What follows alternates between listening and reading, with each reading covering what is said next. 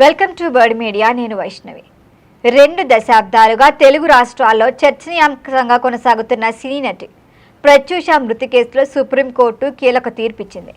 ఈ కేసులో నిందితుడిగా ఉన్న గుడిపల్లి సిద్ధార్థ్ రెడ్డి దాఖలు చేసిన పిటిషన్ను సుప్రీంకోర్టు కొట్టివేసింది. హైకోర్టు విధించిన శిక్షను సమర్థిస్తూ 4 వారాల్లో లొంగిపోవాలని కూడా ఆదేశించింది. అయితే ఈ కేసు చూస్తే 2022 ఫిబ్రవరి 23న జరిగిన విషాద ఘటనతో స్టార్ట్ అయింది. ఆ రోజు ప్రత్యూష సిద్ధార్థ్ రెడ్డి కలిసి కూల్ డ్రింక్లో పురుగుల మందు కలిపి తాగినట్లుగా విచారణలో తెలిసిన విషయం. తీవ్ర అస్వస్థకు గురైన ఇద్దరిని కూడా ఆసుపత్రికి తరలించారు. కాకపోతే ప్రత్యూష మరుసటి రోజే మృతి చెందింది. సిద్ధార్థ్ రెడ్డి మాత్రం చికిత్స తర్వాత ప్రాణాలతో బయటపడ్డాడు. ఈ ఘటనపై మొదట అనేక అనుమానాలు వచ్చాయి.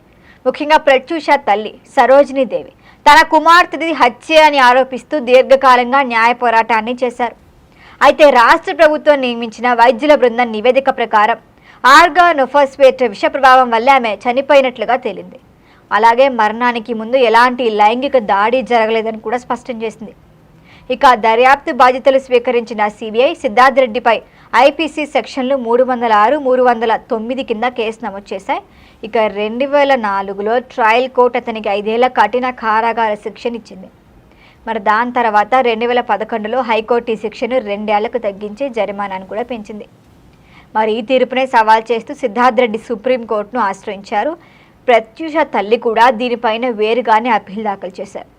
ఇక ఈ 2 పిటిషన్లపై తాజాగా విచారణ జరిపింది సుప్రీంకోర్టు. తుది తీర్పులో ఖచ్చితంగా హైకోర్టు నిర్ణయాన్ని సమర్థించింది.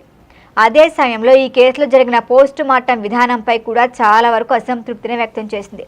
దర్యాప్తులో చాలా లోపాలే ఉన్నాయని కూడా సూచించింది. ఇంకా సుప్రీంకోర్టు ఇచ్చిన 4 వారాల గడువు అయితే ముగిసిపోయింది. దీంతో సిద్ధార్థ్ రెడ్డి అమెరికా నుంచి హైదరాబాద్కు వచ్చి నాంపల్లి కోర్టులో లొంగిపోయాడు. అనంతరం ఇప్పుడు పోలీసు అతన్ని చెంచల్గూడ జైలుకు తరలించారు.